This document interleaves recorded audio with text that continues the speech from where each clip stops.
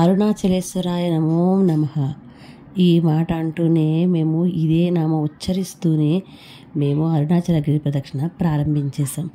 ఇక్కడ ప్రారంభించిన దగ్గర నుంచి మేము ఎన్ని ప్రాబ్లమ్స్ ఫేస్ చేసామో, ఎలా ఫినిష్ చేసామో చూపిస్తాం. ఫస్ట్ ఇదైతే మ్యాప్ అనమాట. మనం ఎక్కడ స్టార్ట్ అయ్యామో ప్రతి చోట ఈ మ్యాప్ ఉంటుంది. ఫస్ట్గా మేము ఇక్కడ అగ్నిలింగాన్ని అయితే మనం దర్శనం చేసుకుందాం. స్టార్టింగ్ నేనైతే ఈ గుడిలో కెమెరా తీసుకొని డైరెక్ట్గా వెళ్ళిపోతుంటే పంతులు గారు అక్కడ పెద్ద తిట్లు తిట్టారు నన్ను. కాకపోతే అదృష్టవశాత్తు నాకు తమిళం రాదు కాబట్టి ఒక్క తిట్టు కూడా అర్థం కాలేదు. లక్కీగా నేను తమిళం రావడం చాలా మంచిది అయింది. వినాయకుడికి ఇక్కడ దండం పెట్టుకున్నాం. తర్వాత వినాయకుడు అయింది ఇక్కడికే చీకటి పడిపోయింది. మేము అగ్నిలింగం తర్వాత కొంచెం గ్యాప్ తీసుకున్నాము. కొంచెం భోజనాలు అవి చేసి బయలుదేరేటప్పటికి లేట్ అయ్యింది. సో తర్వాత వినాయకుడి గుడికి స్టార్ట్ అయిపోయాం. స్టార్ట్ అయిన తర్వాత ఇంక అక్కడి నుంచి మనం ఒక్కొక్క గుడిని కూడా చూసుకుంటూ వెళ్ళొచ్చు. దారిలో చాలా గుళ్ళు ఉంటాయి. 9 లింగాలు ఉంటాయి. ఈ 9 లింగాలు కాకుండా మనకు చాలా గుళ్ళు ఉంటాయి. స్వయంభూ నంది మనకి ఒక చోట కనబడతారు. కానీ మేము బయలుదేరేటప్పటికి చాలా చీకటి పడిపోయింది. చీకట్లో చాలా గుళ్ళు క్లోజ్ చేసి ఉన్నాయి. స్టార్టింగ్ కాబట్టి ఇక్కడ ఈ గుడి ఓపెన్ చేసి ఉంది. ఇక్కడికి హారతి ఇచ్చేస్తున్నారు. సో ఇక్కడ కంప్లీట్ అయిపోయింది గుడి. ఇంకా ఇది అయిపోయి క్లోజ్ చేసేసారు. ఇంకెక్కడి నుంచి చాలా గుళ్ళు క్లోజ్లోనే ఉన్నాయి. సో మాకు కుదిరినంత వరకు కూడా నేను కవర్ చేశాను. నేను కవర్ చేసేంత వరకు మీకు పోస్ట్ చేస్తాను. ఇన్ఫ్యాక్ట్ ఆల్మోస్ట్ 9 లింగాలు మాత్రం నేను తీయగలిగాను. కొన్ని చోట్ల తీయలేకపోయా. లైటింగ్ ఉన్నా కూడా ఎందుకు తీయలేకపోయినది మీరు ఈ వీడియో కంప్లీట్గా చూస్తే మీకు అర్థమవుతుంది. నేను మీకు ఆల్రెడీ ప్రీవియస్ వీడియోలో అంటే మనం అరుణాచల స్వామిని మనం దర్శించుకున్న దేవాలయం చూసాం కదా. ఆ గుళ్ళో అయితే నాకు చాలా మెయింటెనెన్స్ కానీ వాళ్ళ ప్రొటెక్టేషన్ విధానం చాలా నచ్చిందని నేనే చెప్పాను. కానీ ఇక్కడ మాత్రం నాకు అరుణాచలంలో గిరి ప్రదక్షిణలో చాలా విషయాలు నచ్చలేదు. టు బి ఫ్రాంక్ నాకు చాలా విషయాలు నచ్చలేదు. చాలామంది చెప్పట్లేదు, ఎందుకు చెప్పట్లేదు నాకు తెలియదు, మరి ఎందుకని చెప్పట్లేదు. కానీ it's not correct. Definitely it's not correct. ఇక్కడ చూడండి దక్షిణామూర్తి టెంపుల్. ఇది మేము పగలు కూడా ఒకసారి వెళ్ళాము. నేను టాపిక్ కంటిన్యూ చేస్తాను. దక్షిణామూర్తి గారి ఆ స్వామి అయితే తీసుకోమన్నారు. వీడియో దూరం నుంచి తీసుకోమన్నారు, తీసుకున్నాం. ఇంకా మనకి దక్షిణామూర్తి గుడి దాటిన తర్వాత చల్లని గాలేసింది. చక్కగా పైనుంచి ఇలా ఆకులు రాలుతుంటే భలే అనిపించింది. ఓకే బాగుంది అనుకునే టైంకి ఏం జరిగిందో చెప్తాను. ఈ చల్లని గాలిలోనే మేము యమలింగాన్ని కూడా దర్శనం చేసేసుకున్నాము. ఇదిగోండి పిల్లలు కూడా భలే ఎంత యాక్టివ్గా బయలుదేరారంటే మాతో పాటు చక్కగా ప్రతి చోట దీపాలు వెలిగించుకుంటూ అంత గాలిలో కూడా చాలా బాగా దీపాలు వెలిగా. ఇది యమలింగం. ఇందాక మనం అగ్నిలింగం చూసాం కదా, ఇది యమలింగం అనమాట.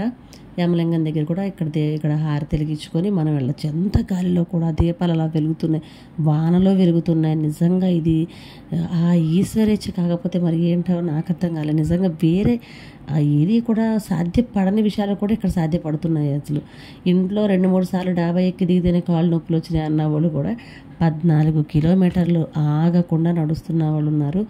ఇంకా ఇక్కడి నుంచి ఈ చల్లగాల్లో బాగానే బయలుదేరాము. అంతా కూడా ఇక్కడ వరకు బాగానే ఉంది. లైటింగ్ బాగుంది. అంత చల్ల గాలేసింది. తర్వాత ముందుకు వెళ్తున్నాం. ఎప్పుడంటే మనం ఇక్కడ యమలింగం దాటిన తర్వాత ఇక్కడి నుంచి నైరుతి లింగానికి వెళ్తాం. నెక్స్ట్ 3rd లింగం వచ్చేసి నైరుతి లింగం అనమాట. నైరుతి లింగానికి వెళ్ళేటప్పటికి ఏమైందంటే దారిలో పెద్ద వాన స్టార్ట్ అయ్యింది. అస్సలు మాకు ఎంత డిసప్పాయింట్. ఎందుకంటే పిల్లలు ఉన్నారు, పెద్దవాళ్ళు ఉన్నారు. వీళ్ళకి ఇక్కడి నుంచి వెళ్ళాక జ్వరాలు వస్తే ఏంటి ట్రిప్ ఇక్కడతో ఆగిపోద్దా ఏంటని చాలా టెన్షన్ పడ్డాం మేము. కానీ కనీసం కోల్డ్ కూడా చేయలేదు ఎవరికి. అట్లీస్ట్ కోల్డ్ కూడా చేయలేదు. ఇన్ఫ్యాక్ట్ ఇంటికి వచ్చిన తర్వాత కూడా మాకు ఎవ్వరికి ఏ ప్రాబ్లం లేకుండా వచ్చా అంత వానలో. కానీ వాన వచ్చిందని ఒక పావు గంట ఆగాం. కానీ ఇంకా ఎక్కువసేపు ఆగడం మంచిది కదని బయలుదేరిపోయాం. ఇలా ఎక్కడెక్కడ ఒక షెల్టర్ ఒకటి 2 చోట్ల ఉన్నాయి షెల్టర్. కానీ నాకు అసలు నచ్చలేదని చెప్పాను కదా. ఎందుకు నచ్చలేదు చెప్పాను చూడండి. ఈ టెంపుల్స్ ఉన్నాయి కదా, వీటిని అసలు ఎవ్వరూ సరిగా మెయింటెనెన్స్ చేయట్లేదు. ఇంతమంది క్రౌడ్ వచ్చి వెళ్ళే చోట ఏమాత్రం కూడా సేఫ్టీ మెజర్మెంట్స్ ఏమీ లేవు. ఇది వచ్చేసి మనకి నైరుతి లింగం. ఈ నైరుతి లింగం దగ్గర కూడా చూడండి వానలో చూసారా ఎంత బాగా వెలుగుతుందో. ఇక్కడ భగవంతుడే తనను కాపాడుకోవాల్సి వస్తుంది తప్ప మెయింటెనెన్స్ విషయంలో మాత్రం అక్కడ నిజంగా ఫెయిల్. అసలు వాళ్ళు చాలా ఫెయిల్ అయ్యారని నేను చెప్తాను. ఇలా రెయిన్ కోట్స్ వేసుకున్నాం. ఇక్కడ నేను చూసినంతమంది యాచకులని ఏ టెంపుల్లోనూ కూడా మనం చూడలేం. అసలు దారి పొడవునా 14 కిలోమీటర్లు ఉన్నారు. వాళ్ళు యాచకులే ఉన్నారు, బిజినెస్ చేసుకునే వాళ్ళు ఉన్నారు తప్ప ఎక్కడా కూడా గవర్నమెంట్ సైడ్ నుంచి కానీ లోకల్ పీపుల్ సైడ్ నుంచి మనకి ఏ సపోర్టు ఉండదు అనమాట. ఇక్కడ ఎటువంటి సపోర్టు ఉండదు, అది మనమే చూసుకోవాలి. తర్వాత ఇది వచ్చేసి మనకి సూర్యలింగం దగ్గరికి వచ్చేసాం మనం ఇప్పుడు. ఇక్కడ ఇవ్వండి, ఇది సూర్యలింగం బయట క్లోజ్ చేస్తున్నాయని చెప్పా కదా. సో నాకు లోపల తీయడం కుదరలేదు, ఇంకా బయట నుంచి దండం పెట్టుకున్నాం. పాకలో చాలా తక్కువ మంది వెళ్తారు, ఎందుకంటే ఎండకి కాళ్ళకి చెప్పులు లేకుండా ఉండడం కష్టం కాబట్టి. ఇక్కడ బయట ఈ పాదాలు కనిపించాయి, చాలా చాలా అద్భుతంగా చాలా బాగా అనిపించింది. అసలు పాదాలకు దండం పెట్టుకుంటే వెంకటేశ్వర స్వామి పాదాలు కనిపించాయి, చాలా బాగా అనిపించింది. తర్వాత దారిలో ఈ చిన్న చిన్న గుళ్ళు కూడా కనిపిస్తే వాటిని కూడా కవర్ చేసాం.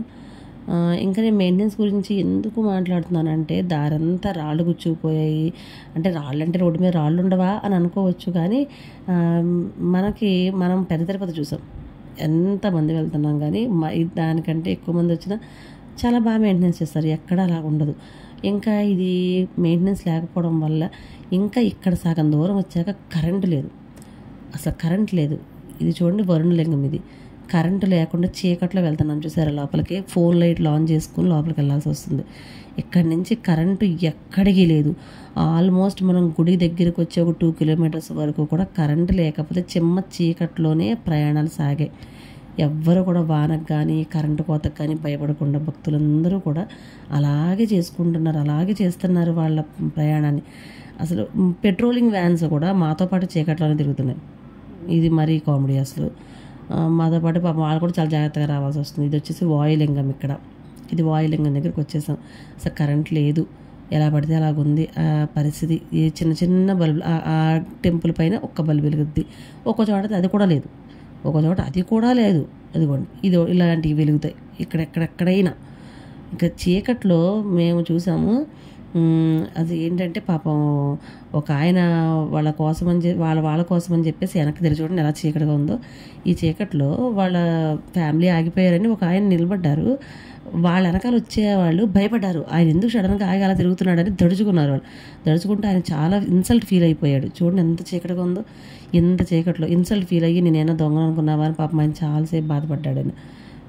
ఇలా చేస్తున్నారనమాట. సో నాకు అందుకనే అనిపించింది మెయింటెనెన్స్ విషయంలో ఇంకొంచెం కేర్ తీసుకుంటే బాగుండునని.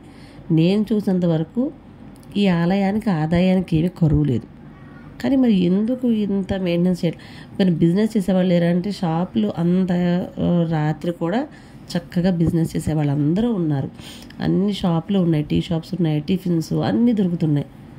బట్ మనం కూర్చోడానికి ప్లేస్ దొరకదు, ఎందుకంటారా అంతా కూడా యాచకులే ఉంటారు. కూర్చోడానికి షెల్టర్స్ రెండు షెల్టర్స్ చూశాను నేను. మొత్తం 14 కిలోమీటర్లో 2 షెల్టర్స్ నాకు గుర్తున్నాయి. ఆ 2 షెల్టర్స్ కూడా వాళ్ళే కూర్చున్నారు. మళ్ళీ రెయిన్ స్టార్ట్ అయింది, మళ్ళీ ఆగం.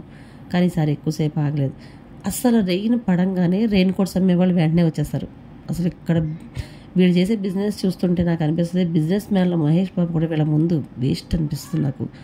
అంత బాగా బిజినెస్ చేస్తున్నారు, చాలా బాగుంది. వాళ్ళ స్పాంటినిటీని మెచ్చుకోవాలి, అసలు సూపర్. అసలు వాన పడంగానే టీ స్టాల్స్ అని. ఇది వచ్చేసి మనకి బాగా యూట్యూబ్ షార్ట్స్లో ఫేమస్ అయిన మోక్ష మార్గం దగ్గర బయట జనాన్ని చూసి ఆ జనాల్లో వెళ్ళలేక ఇంక ఊరుకున్నాం, మేము వెళ్ళలేదు. ఇక మీకు మధ్యలో కొన్ని వాయులింగం, కుబేరలింగం, ఈశాన్యలింగం ఇవన్నీ మేము చూపించలేదు, ఎందుకంటే అక్కడ చీకట్లో అసలు ఏమీ కనబట్టలేదు. సో వాటిని అయితే మిస్ చేయడం జరిగింది. మీకు వాయులింగం వరకు చూపించగలిగాను, మిగతా 4 లింగాలు తీశాను, ఫొటోస్ తీసా, కానీ అస్సలు కనబడ్డం లేదు. చూసారుగా చీకటి. ఇప్పుడు ఆ మోక్ష మార్గం తర్వాత కరెంట్ ఉంది. ఆ తర్వాత బయటకు వచ్చినంత ఇక్కడ అమ్మవారి టెంపుల్ ఉంది. అమ్మవారి టెంపుల్ దగ్గర మళ్ళీ దీపాలు వెలిగించుకొని ఇక్కడ పూజ చేసాము. ఇక్కడి నుంచి మళ్ళీ మనం రాజగోపురం దగ్గరికి వెళ్ళిపోయి రాజగోపురం దగ్గర మళ్ళీ దీపాలు వెలిగించుకొని కొబ్బరికాయ కొట్టి మన ఈ ప్రదక్షిణ అయితే పూర్తి చేసుకున్నాం. ప్రదక్షిణ అనేది చాలా విశేషమైనది, చాలా గొప్పది. ఇదిగోండి ఈశాన్యలింగం, ఫైనల్గా ఇది ఈశాన్యలింగం, లాస్ట్ ఈశాన్యలింగం. ఇక్కడ కొంచెం లైటింగ్ ఉంది, ఇక్కడ ఒకటి చూపించగలిగాం. మధ్యలో మీకు వాయులింగం, కుబేరలింగం ఈ మిస్ అయ్యాయి. తర్వాత ఇక్కడికి వచ్చేసరికి మనకి సుబ్రహ్మణ్య స్వామి అనుకుంటా, మనం అయితే సుబ్రహ్మణ్య స్వామి అంటాం, మరి వాళ్ళు ఏమంటారు మనకి సరిగా నాకు తెలియలేదు. అన్నీ ఇలా వేసేసి ఉన్నాయి. సో ఇక్కడకు ఈ స్వామివారికి చేసిన కొబ్బరికాయ కొట్టుకున్నాం. కొబ్బరికాయ కొట్టిన తర్వాత మనం ఇక్కడి నుంచి మన రాజగోపురం దగ్గరికి వెళ్ళిపోతాం. రాజగోపురం మనం ఎక్కడ రాజగోపురం దగ్గర మనం మొదలు పెట్టామో మళ్ళీ అక్కడికి వచ్చి ఫినిష్ చేస్తేనే అక్కడికి మనకు ఒక ప్రదక్షిణ పూర్తయినట్లు. స్వామివారి అనుగ్రహం ఉంటేనే అసలు అరుణాచలంలో అడుగు పెడతాం. ఇక ఆయన కరుణ ఉంటేనే మనం ఈ ప్రదక్షిణ పూర్తి చేయగలుగుతాం. చెయ్యాలనుకున్న చేయలేని వాళ్ళు చాలామంది ఉంటారు. కానీ మాతోనే చిన్నపిల్లలు 10 years బిలో చిన్నపిల్లలు 2 ఉన్నారు, ఇంకా 60+ years ఓల్డ్ పీపుల్స్ ఉన్నారు. కానీ చాలా బాగా ఓపిక చేసి ఇదే రాజగోపురం. ఇక్కడతో ప్రదక్షిణ అయితే ఏ ఆటంకం లేకుండా పూర్తి చేసుకున్నాము.